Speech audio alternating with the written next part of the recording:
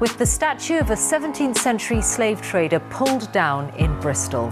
The monument to Edward Colston. Push to remove Confederate monuments, gaining momentum by the day, as well as a lot more criticism. De larges traces rouges sur les statues de Victor Schœlcher et de l'esclave libéré à Cayenne. As the protests over police racism and brutality rumbled across European cities, some activists targeted their own country's colonial history. In Belgium, demonstrators spray-painted a statue of King Leopold II, whilst in the UK, a statue of 17th century slave trader Edward Colston was toppled and thrown into a river. Mai, juin, juillet 2020. Dans des dizaines de villes à travers le monde, de chaque côté de l'Atlantique et au-delà, un mouvement de contestation sans précédent s'en prend aux traces et aux signes de la mémoire esclavagiste et coloniale dans l'espace public. Des événements passionnants et troublants quand on fait l'histoire, puisque des statues et des personnages qui, en temps normal, n'intéressent que les historiens, ou presque, comme Bugeaud, Faidherbe, Stonewall Jackson, deviennent des enjeux animés du débat public. Des militantes et des militants, au présent, s'emparent de questions du passé, en contestent les vestiges. Les temporalités se télescopent, celle de 2020 où les statues sont remises en cause, celle de la fin 19e, début 20e siècle où en général elles ont été érigées, et celle du passé plus lointain où vivaient des gens comme Colston, Colbert ou James Cook. En lisant beaucoup de textes sur ces questions, que vous retrouvez en lien sur le site parolehistoire.fr, j'ai pensé qu'il fallait faire entendre les voix des historiens et des historiennes pour éclairer ce passé et ses usages disputés dans le présent. Et ce d'autant plus que lorsqu'on allume la télévision ou qu'on va en ligne, on entend souvent des propos du type café du commerce, très réducteurs, alors même qu'on dispose d'excellents spécialistes de la statuaire, de l'iconoclasme, des enjeux liés à la mémoire, à l'histoire de la colonisation, de l'esclavage et à l'espace public. Vous écoutez donc le premier épisode d'une série de 5 émissions écrites et réalisées par André Loès pour Parole d'Histoire, Statues contestées, qui donne la parole à des chercheuses et des chercheurs de France, d'autres pays, de métropole et des Antilles, d'histoire, de sociologie ou de sciences politiques. Des entretiens enregistrés dans la première quinzaine du mois de juillet pour éclairer les enjeux de ce moment. Aujourd'hui, on va chercher à décrire le mouvement actuel et la façon dont les historiens et les historiennes y réagissent. Dans le deuxième volet, on reviendra sur d'autres grands épisodes d'iconoclasme, car la période que l'on vit est loin d'être unique, même si elle a des spécificités tout à fait intéressantes. Le troisième volet nous amènera à l'épicentre de cette contestation, c'est-à-dire aux États-Unis et aux Antilles. Et dans le quatrième épisode, on fera un tour du monde des statues contestées, de l'Australie au Groenland, en passant par la Belgique ou le Portugal. On terminera avec un cinquième et dernier épisode pour se demander qu'est-ce qui se passe ensuite, qu'est-ce qu'on fait de l'espace public une fois que des déboulonnages ont eu lieu, comment on y réfléchit. Des émissions où on entendra différents points de vue, mais le plus souvent ayant le même recul par rapport à ces événements. Vous n'entendrez pas de réactions scandalisées face à ce que certains considèrent comme un effacement de l'histoire ou comme une atteinte insupportable à des statues. Ça reflète mes propres réflexions ou préoccupations, mais évidemment ce débat mérite d'exister. N'hésitez pas d'ailleurs à commenter ces émissions en ligne sur les réseaux sociaux ou même à proposer des contributions sur le mail paroledhistoire@gmail.com. Pour commencer, essayons de prendre la mesure de ce mouvement avec l'une des historiennes les plus actives pour le suivre, pour en suivre les différents épisodes qu'elle documente notamment sur son fil Twitter, Jennifer Sessions, assistant professor à l'Université de Virginie, auteur d'un livre important sur l'Algérie coloniale et la conquête au XIXe siècle, qui nous propose un premier tour d'horizon de ces statues contestées. Moi, j'essaie depuis la fin du mois de mai de comptabiliser un peu sur un thread Twitter qui mesure maintenant presque 300 tweets, les incidents concernant des statues et des monuments un peu partout dans le monde. Depuis la première statue que je trouve concernée dans les manifestations actuelles date du 29 mai, quand il y a la statue de Louis XVI à Louisville, dans le Kentucky, qui était endommagée. Et puis le 30 mai, une statue d'un éditeur de journal qui s'opposait au mouvement contre le lynchage au début du XXe siècle et qui était renversé à Nashville, qui était visiblement la première statue à tomber dans le mouvement actuel, même si on pourrait remonter un peu plus loin pour regarder les deux statues de Schœlcher qui ont été renversées à Martinique un peu plus tôt. Mais si on prend la mort de George Floyd comme le début du mouvement actuel, c'est là le point de départ.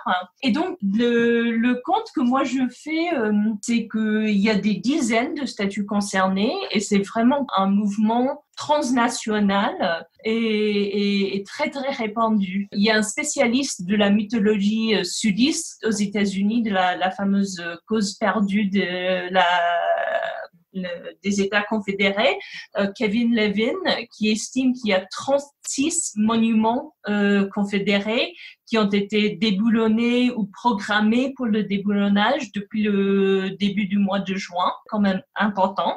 On pourrait, si on élarge le focus, on a aussi des statues, par exemple, de Columbus, Christophe Colomb, ou des conquistadors qui ont participé dans la conquête de la Californie, et d'autres esclavagistes, racistes, etc. On arrive à des chiffres aux États-Unis toutes seules d'une quarantaine, une cinquantaine de monuments et statues, soit enlevés, soit dont on a annoncé l'enlèvement. Mais aussi en Europe, on a la fameuse statue d'Edward Colton qui a été mise à la nage à Bristol, dans l'Angleterre, ou bien les statues de Léopold II en Belgique. On a une statue de Christophe Colomb qui a été décapitée à Barcelone. Et puis les statues en France, contestées, mais pas encore enlevées. Ce mouvement d'une ampleur considérable ne surprend pas entièrement les historiennes et les historiens qui s'intéressent à ces questions depuis longtemps. Non, pas tout à fait. On avait dans le passé plusieurs exemples d'iconoclasme et de changement du paysage des monuments et des statues. Robert Aldrich est professeur à l'Université de Sydney en Australie. Il est l'auteur d'un livre de référence, Monuments et mémoires, les traces coloniales dans le paysage français, paru en 2011. Après les révolutions, après les changements de régime, après certains moments de grande contestation politique, on pense par exemple à l'enlèvement des statues de Saddam Hussein en Irak.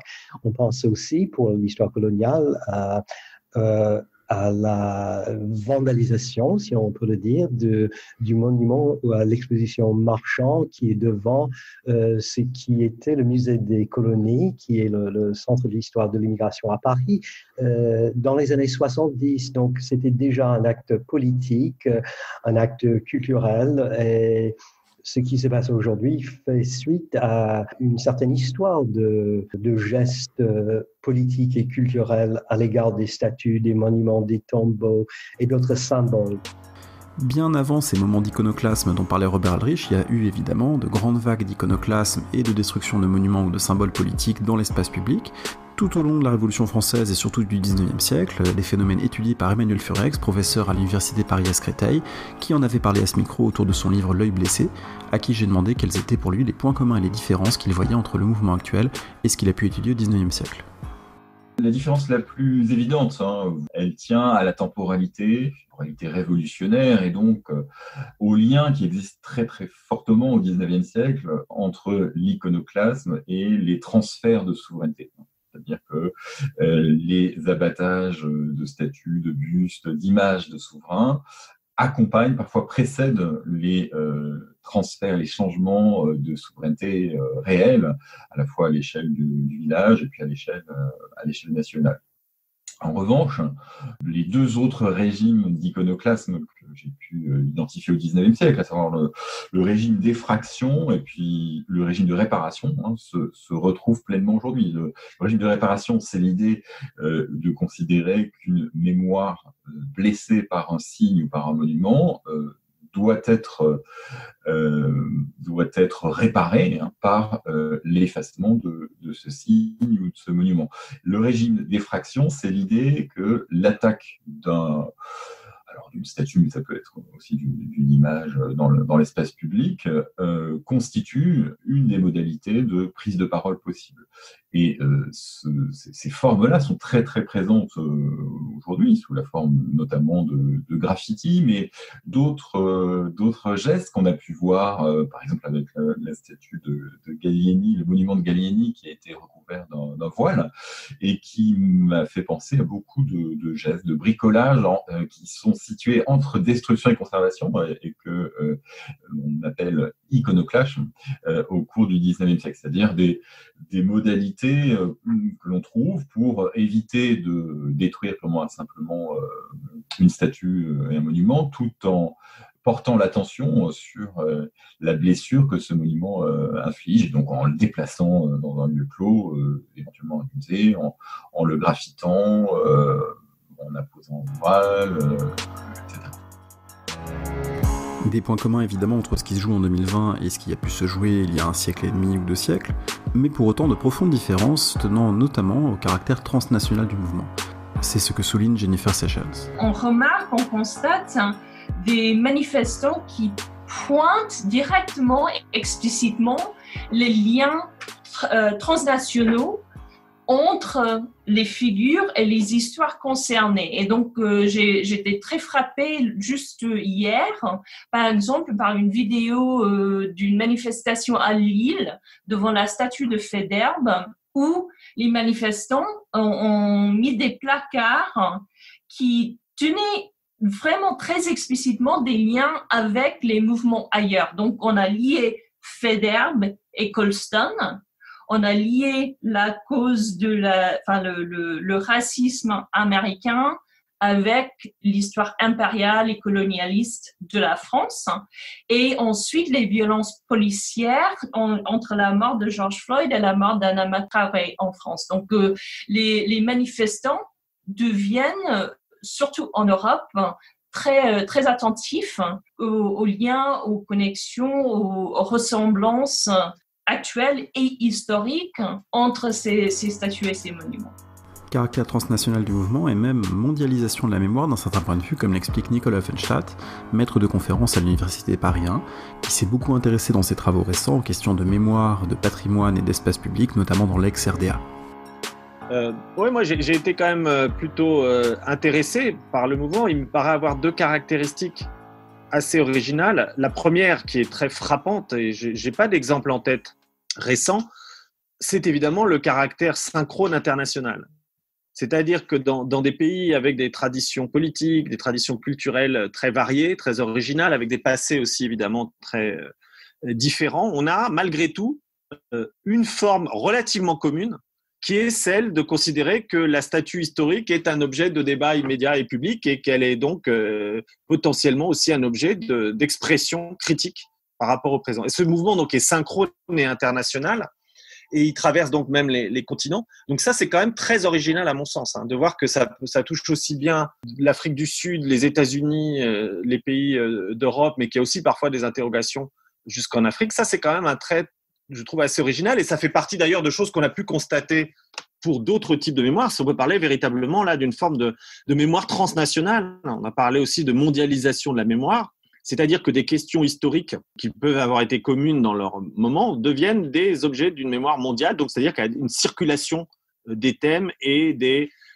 enjeux. Cette première mondialisation qui avait été très notée évidemment pour les questions qui avaient trait à la mémoire de la Shoah, qui reliait évidemment à la fois le continent européen, qui en était évidemment le cœur, mais aussi évidemment les États-Unis avec tous ceux qui avaient immigré ou avec différentes institutions qui prenaient en charge cette mémoire. On a pu voir aussi plus récemment une forme de mondialisation de la mémoire avec le centenaire de la Grande Guerre, où un certain nombre de thématiques qui étaient parfois très nationalisées, encore dans les années 80, finalement ont trouvé des discours et des formes communes, ou en tous les cas proches d'un pays ou l'autre. Ce qui m'a frappé, par exemple, pour le centenaire de 14-18, c'était cette forme de mondialisation de la lecture de l'expérience de guerre, où le soldat dans la tranchée était un questionnaire finalement qui devenait assez partagé, alors que autrefois, ce n'était pas exactement la question qui pouvait l'emporter dans un certain nombre de pays qui étaient plus sensibles à l'expérience de l'arrière ou aux questions nationales.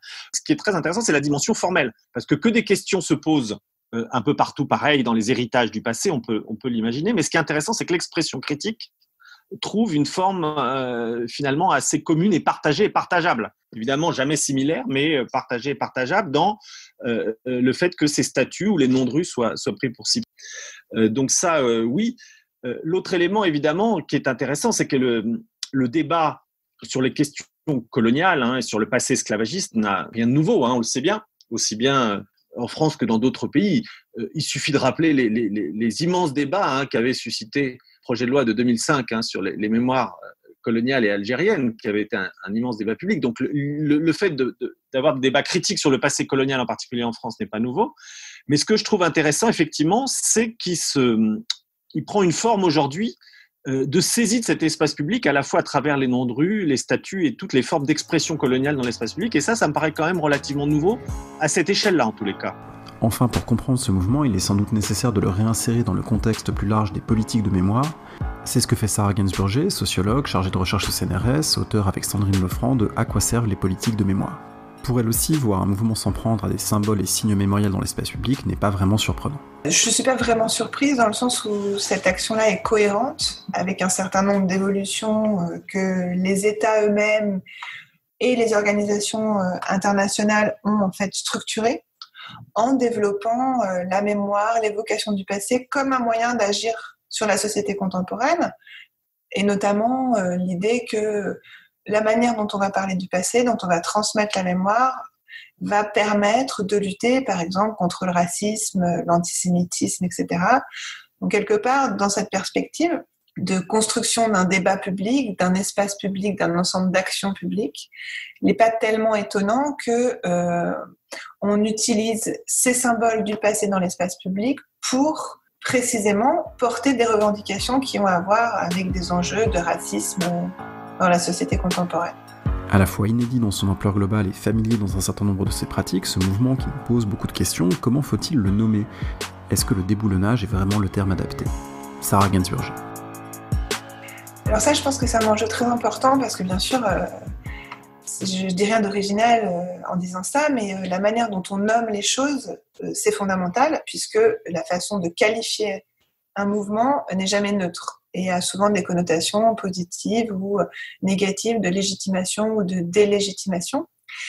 Et moi, la proposition que je ferais, c'est par exemple de ne pas parler de déboulonnage, parce que le terme de déboulonnage n'est pas très positif, et puis surtout, ça s'arrête à la question d'enlever une statue, d'en enlever les boulons. Or, c'est un mouvement plus global. On se concentre sur les statues en ce moment, mais il y a aussi pas mal de revendications au niveau des noms de rue, au niveau des jours de commémoration, ces choses-là. Et donc, moi, je parlerais plutôt de décommémoration, parce que ça a plusieurs avantages. Bon, d'abord, c'est un néologisme qui a été créé dans les pays anglo-saxons, donc j'en revendique pas la mention. Ce que je trouve intéressant, c'est qu'en parlant de décommémoration, finalement, on se situe dans le champ de la commémoration. Donc, en se situant dans ce champ-là, tout de suite, on cesse de voir ces pratiques seulement comme des pratiques déviantes, voire violentes, ce qu'elles sont aussi, bien sûr, dans leur forme, mais aussi on peut les inclure dans une forme de débat public autour de ce qu'il doit être commémoré dans l'espace public ou pas. Et à cet égard, l'année dernière, par exemple, il y a déjà eu pas mal de discussions autour d'une fresque qui se trouve à l'Assemblée nationale. Donc, on parle beaucoup de Colbert en ce moment, mais on oublie qu'il y a déjà eu toutes ces discussions l'an passé sur cette fresque qui fait partie de toute une série de fresques commémoratives. Et une de ces fresques a pour mission de commémorer l'abolition de l'esclavage. Or, il se trouve que l'artiste peintre qui les a peintes a, dans son style, souvent d'utiliser des grosses bouches rouges.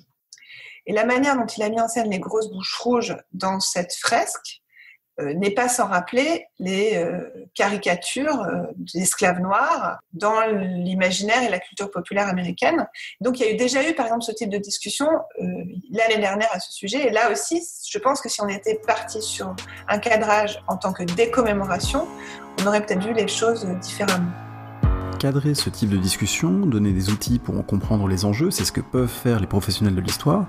Aussi, j'ai demandé à mes invités d'essayer de présenter les réactions des historiennes et des historiens, de réfléchir au rôle qu'ils peuvent jouer au cours de cette période. C'est une question en même temps compliquée et un peu moins compliquée qu'on pourrait penser. Jennifer Sessions. Il n'y a pas de consensus parmi les historiens. Vous allez visiblement parler avec plusieurs gens qui vont, j'imagine, vous donner des réponses différentes.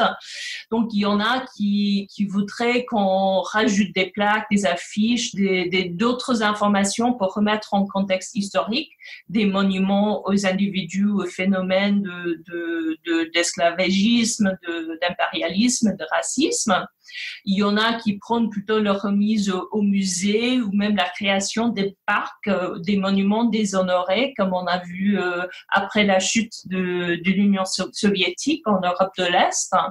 Pour moi, il y a pas une solution.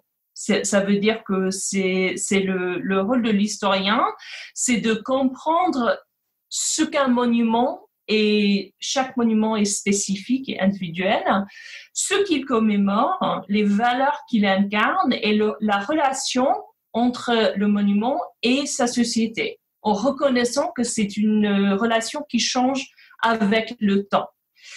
Et ça devient une question historique, devient une question civique et citoyenne.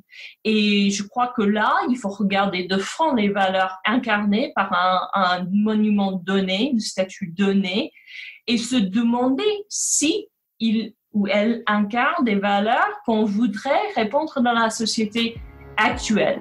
Une prise de position civique en termes de valeurs qui ne convainc pas tout le monde dans la profession, comme l'explique Emmanuel Furex pour le cas français. Les historiens de la statuaire, attachés au statut en tant que patrimoine, défendent davantage l'idée d'une conservation de ces artefacts.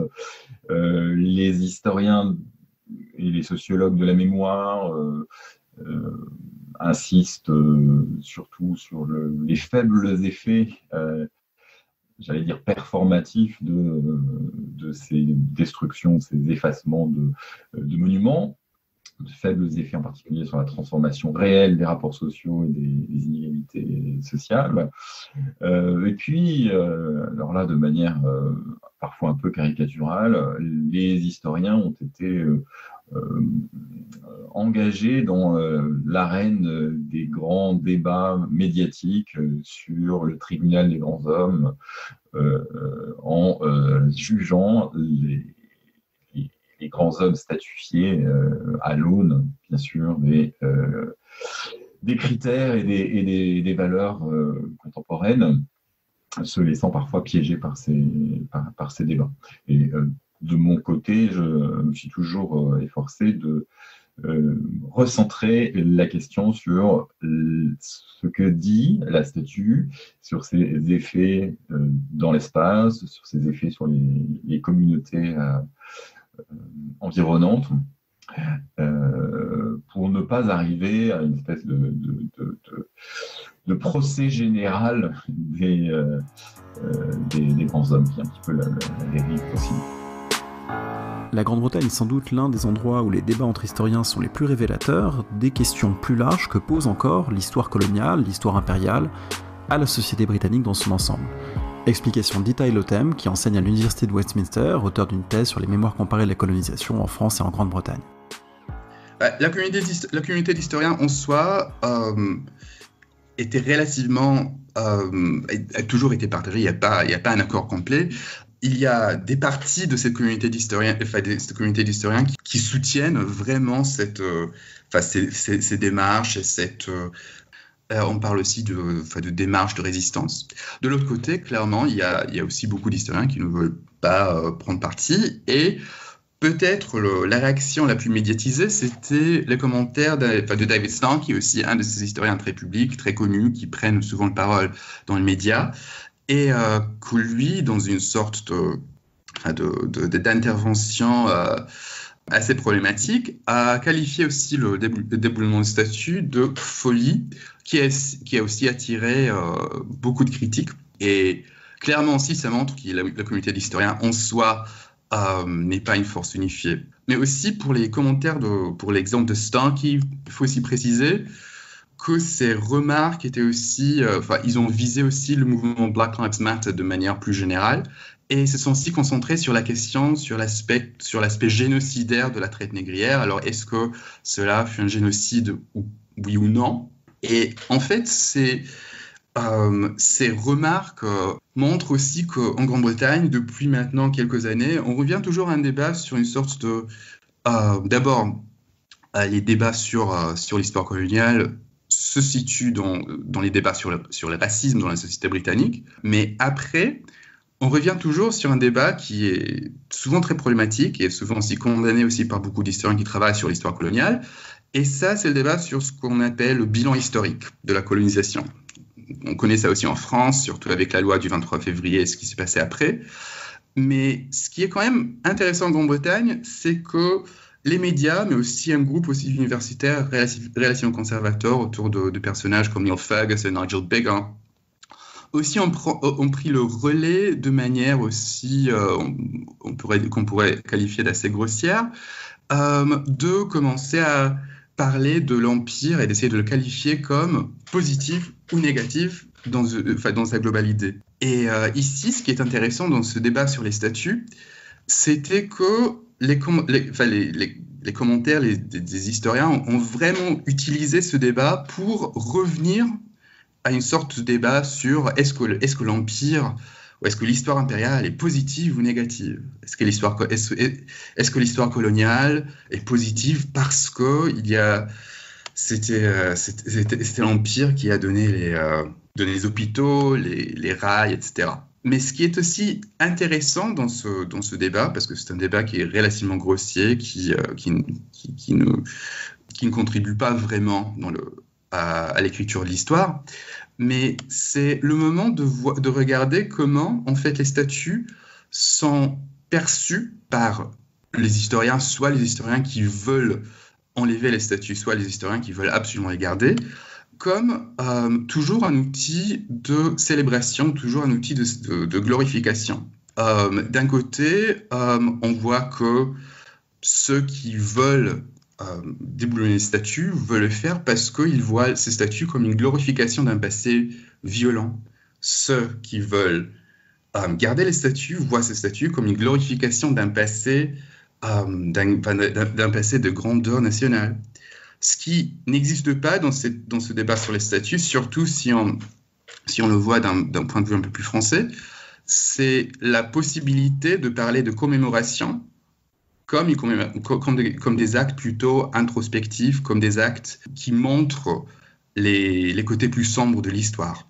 Et je crois que c'est ça où peut-être on peut parler de ce discours du devoir de mémoire en France qui a créé une sorte de réflexion sur la commémoration comme un moyen de parler de l'histoire sombre, de côté sombre de l'histoire de France, de responsabilité, etc., qui manque dans ce débat en Grande-Bretagne, qui reste vraiment un débat qui se focalise sur les statuts, sur la présence d'une statue dans un espace public, et qui reste aussi sur ce niveau-là.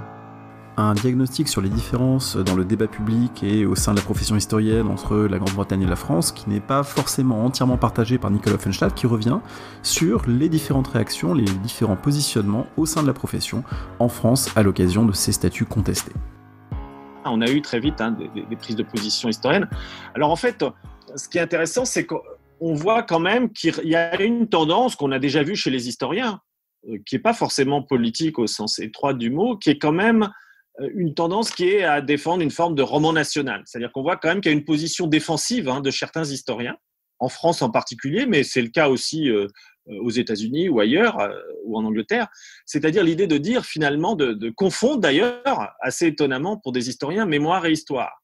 C'est-à-dire que ces historiens, en prenant position, finalement, considèrent que les atteintes qui sont faites au statut ou les demandes de déboulonnage ou de changement sont en fait une atteinte, non pas simplement à la mémoire publique, mais à l'histoire. Et donc, du coup, ils s'indignent en quelque sorte d'une forme d'atteinte à l'intégrité d'un récit historique national. Et donc ça, c'est une position finalement qui réfère en fait à des débats plus profonds sur la place de l'histoire en France et sur le fait qu'un certain nombre d'historiens ont le sentiment d'être quand même les porteurs, les garants d'une certaine histoire nationale, comme l'étaient en quelque sorte les pères fondateurs de l'histoire scientifique sous la Troisième République. On l'a vu dans une tribune du Monde qui, par certains côtés, paraissait très antidatée.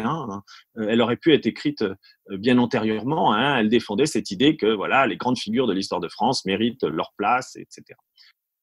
Référence à une tribune publiée le 24 juin 2020 dans Le Monde par Mona Ozouf, Maurice Sartre, Annie Sartre, Michel Vinocq et Jean-Noël Jeannet, intitulée « L'anachronisme est un péché contre l'intelligence du passé ». Donc ça, c'est la première position, on pourrait dire une position conservatrice, effectivement défensive, et qui s'inscrit, à mon sens, dans la question d'une forme de roman national authentifié qui avait promu les fondateurs de la Troisième République, et ces historiens défendent encore une fois, en confondant histoire et mémoire, parce que je pense que personne, ou peu de gens, de toute façon, sans que ça mérite dans ce cas-là le moindre débat, demandent évidemment à ce que l'histoire soit réécrite au sens où il faudrait donner plus ou moins de place à tel ou tel élément, mais il s'agit de la disposition dans l'espace public de mémoires, et notamment des mémoires ayant trait à l'esclavage et à la colonisation. Et donc ces historiens-là, et c'est ça qui est intéressant, un peu comme un certain nombre d'hommes politiques, fusionnent en quelque sorte le débat histoire-mémoire. Au lieu de parler du récit historique fondamental qui est celui de l'histoire, le récit plus ou moins authentifié, plus ou moins objectif, en tous les cas éprouvé, qui est le récit du passé, ils ont l'impression finalement d'oublier que les demandes tiennent beaucoup plus à la question de la présentation de l'histoire dans l'espace public, donc ce qu'on appelle les mémoires pour aller très vite, qu'au récit historique. Et donc, ils entretiennent cette confusion, comme le font d'ailleurs un certain nombre d'hommes politiques. Et c'est d'ailleurs souvent les historiens, on pourrait dire des historiens de gouvernement, en quelque sorte, pour reprendre les typologies de Noiriel, qui ne font pas véritablement de rupture toujours dans leur discours entre finalement le discours public et le discours savant, glissant facilement avec des mêmes termes qui peuvent exprimer à la fois une position politique et une position historiographique. Donc ça, c'est une voix qu'on a beaucoup entendue, j'ai trouvé. L'autre type de position, c'est celle, et ça c'est assez intéressant, qui est peut-être moins normative et qui est assez ouverte, qu'on a vu aussi, c'est ceux qui considèrent que malgré tout, qui justement séparent histoire et mémoire, très clairement, et qui donc considèrent que le débat est un débat de mémoire et qui, comme historiens, considèrent qu'on peut offrir des solutions, proposer ou réfléchir à des solutions en termes mémoriels. C'est-à-dire quelles sont les manières de traiter le passé dans l'espace public. On a vu aussi un certain nombre de ces positions-là. Et finalement, le troisième type de position, qui d'ailleurs peut croiser les deux autres, et qu'on a vu, c'est ceux qui essayent de donner des instruments savants pour que les gens puissent se déterminer par rapport au passé. Et ça, évidemment, c'est un rôle assez classique, non plus de l'historien comme expert, non plus de l'historien finalement comme citoyen, mais finalement comme... en quelque sorte, celui qui va donner des éléments, des matériaux pour que les gens aient un petit peu de recul historique. Et j'ai vu aussi cette tentative qui a été faite. Voilà, donc il y a un peu ces trois pôles, et d'ailleurs qui se chevauchent. C'est ça qui est intéressant, parce que la question est difficile. Le dernier pays où on prend la température du débat historiographique, c'est la Belgique, où Benoît Henriet, professeur d'histoire contemporaine à la Vrije Université de Bruxelles et historien du Congo colonial, nous explique qu'il y a plutôt un consensus historien devant les questions touchant l'histoire coloniale dans l'espace public.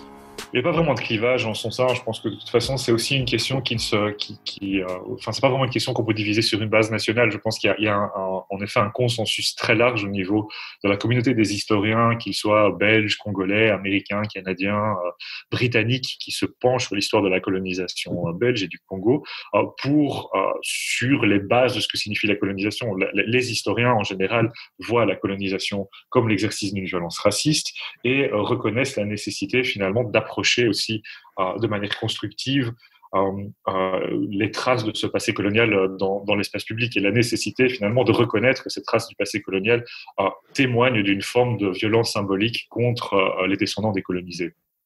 Il y a d'ailleurs une carte blanche qui a été publiée il y a une dizaine de jours dans deux des principaux titres de presse francophones et néerlandophones du pays, qui a été signé par plus de 40 historiens belges, congolais, américains et d'autres nationalités, pour reconnaître qu'il existe vraiment un consensus à la fois sur la violence structurelle de la colonisation, que ce soit du temps de la colonie privée de Léopold II ou du temps du Congo belge, et également pour s'accorder sur le fait qu'il existe bel et bien une responsabilité directe de Léopold II dans l'exercice des violences extrêmement connues qui ont eu lieu dans l'État indépendant du Congo. Pas toujours de clivage donc parmi les historiens, mais pourtant un trouble bien réel dans l'opinion publique, des gens qui s'indignent, et un argument qui revient avec récurrence, c'est l'idée qu'il ne faut pas commettre d'anachronisme, que contester ou renverser des statuts aujourd'hui serait juger le passé avec nos critères, avec nos valeurs. Face à cette idée répandue qui est aussi une idée reçue, il peut être utile d'écouter les arguments d'une historienne, Jennifer Sessions, qui revient avec beaucoup de force sur les contradictions qu'on peut apporter à ce type d'argument. Comme vous dites, c'est souvent des gens qui ne sont pas des historiens, mais c'est aussi des historiens qui présentent ce genre d'arguments de temps en temps. Et pour moi, c'est franchement un non-sens. Ça veut dire que déjà, d'un point de vue scientifique, c'est une méconnaissance de l'histoire de dire qu'il n'y avait pas d'autre point de vue possible. Et donc, quelqu'un comme Colston, en France, on pourrait prendre le cas de Colbert. Ils avaient des choix. C'est-à-dire qu'à l'époque, il y avait des gens qui contestaient l'esclavagisme, qui contestaient la traite des esclaves, qui contestaient la colonisation d'autres parties du monde, qui contestaient l'extermination des Amérindiens. C'était parfois d'autres Européens qui critiquaient ces pratiques et ces politiques, mais encore plus important, il y avait des millions de personnes qui étaient sujettes à la traite, qui étaient tenues en servitude, qui étaient les cibles des guerres de conquête, qui jugeaient absolument ce qu'on leur faisait, qui reconnaissaient la violence, qui reconnaissait l'injustice, même selon les valeurs des gens qui les perpétraient. Et donc, dire que Costin ou Colbert n'était qu'un homme de son temps, que ses points de vue, ses attitudes étaient en harmonie avec les valeurs de leur temps, c'est renier la validité du jugement et en faisant ça, refusant l'humanité des personnes qui étaient victimes de la traite, de l'esclavage, de la colonisation. Et donc, ça, c'est du point de vue de l'histoire proprement dite. On ne peut pas dire que c'était les seules valeurs possibles dans le passé. Ça, c'est dit. Et c'est sans doute une des vertus de la période qu'on traverse que de permettre de réfléchir à nouveau frais aux valeurs contemporaines comme aux débats qui existaient dans le passé. Ces bienfaits du débat public, malgré toutes les difficultés de le mener de façon sereine, Benoît Henriet y revient également pour le cas belge. Je pense que c'est toujours nécessaire de se pencher sur son passé. Je pense que c'est un exercice qui est très sain. Ce qui est assez intéressant quand on voit les débats aujourd'hui, c'est que c'est très très difficile finalement de savoir quelle est l'opinion, s'il existe une forme d'opinion partagée sur la question coloniale au sein de l'opinion publique belge. On a l'impression, de façon pas du tout scientifique, on peut avoir l'impression en tous les cas quand on lit par exemple les réseaux sociaux qu'il y a une forme de crispation de beaucoup de Belges autour des critiques qui sont portées sur la question coloniale. Il y a beaucoup de confusion en fait entre une critique des structures racistes et oppressives finalement de la colonisation, que beaucoup de gens interprètent finalement comme une critique de peut-être de leurs grands-parents ou de leurs oncles, de leurs grands-oncles qui ont vécu et travaillé au Congo, de dire on ne peut pas critiquer la colonisation en gros parce que mon oncle qui a été administrateur territorial dans les années 50 n'était pas raciste, parce qu'il avait des amis noirs. Donc cette espèce de confusion entre des trajectoires personnelles et des structures politiques et économiques est très forte, et donc en effet ça semble témoigner du besoin d'avoir un véritable débat sain et étendu sur ces questions, et de sans doute aussi en faire beaucoup plus au niveau de l'éducation, enfin, que ce soit au niveau de l'école ou aussi, je sais pas moi, par exemple de l'espace public, ou d'autres initiatives à prendre pour faire en sorte que ce passé soit mieux connu, mieux appréhendé par un public plus large. Et si finalement, en plus de questions mémorielles, historiques, politiques, la contestation des statuts nous poussait aussi à regarder autrement l'espace public, à prêter attention à des choses qu'habituellement on ne voit pas. C'est ce que pense Emmanuel Furex, qui voit une vertu dans le changement du regard qu'on peut porter sur les monuments, les objets, les statues qui nous entourent. Habituellement invisibles, beaucoup d'éléments des paysages de nos villes méritent d'être regardés avec un œil nouveau. Car la plupart de ces monuments sont de fait dans des circonstances normales, invisibles ou illisibles, et ils ne redeviennent visibles et lisibles qu'à la faveur de tensions sociales et politiques. Et de ce point de vue, le XXIe siècle n'est pas différent du XIXe siècle. Le régime ordinaire des statuts, c'est celui de l'invisibilité. Invisibilité donc en partie levée à la faveur des contestations. Il y a un effet de décilement en quelque sorte de ces controverses, c'est-à-dire que nous habituons trop, nous tous, citoyens, hommes politiques, historiens, sociologues, à traverser un décor dont le sens s'est perdu. Je pense notamment au décor statuaire qui se trouve devant l'Assemblée nationale, avec ces 4 grands serviteurs de l'Ancien Régime, 4 grands serviteurs de l'État, dont le programme statuaire a été réalisé sous Napoléon Ier comme signe de continuité entre l'Ancien Régime, la Révolution et le Premier Empire, à savoir Michel de l'Hôpital, Daguesseau, Colbert et Sully, donc pas simplement Colbert. Or, ce décor est devenu anachronique et pas simplement historiquement ou de manière mémorielle insupportable aux yeux de certains. Et donc, c'est cette réactualisation du parc statuaire qui est, à mon avis, l'enjeu plus général de ces mouvements, et dont nous devons, pour le coup, nous saisir tous collectivement, spécialistes et non spécialistes, et j'insiste, les citoyens aussi. On reviendra dans la 5e émission de cette série Statuts contestés sur les façons dont l'espace public peut être repensé, avec des spécialistes, mais aussi par l'ensemble des citoyennes et des citoyens, en réfléchissant à ces enjeux. D'ici là, on se retrouve demain pour le 2e volet de cette série consacrée aux origines de l'iconoclasme au cours du 19e et du 20e siècle, aux autres exemples de moments, de contextes qui ont vu les statuts être contestés, renversés, transformés. Merci de nous avoir écoutés, vous retrouvez tous les éléments concernant l'émission sur le site paroledhistoire.fr.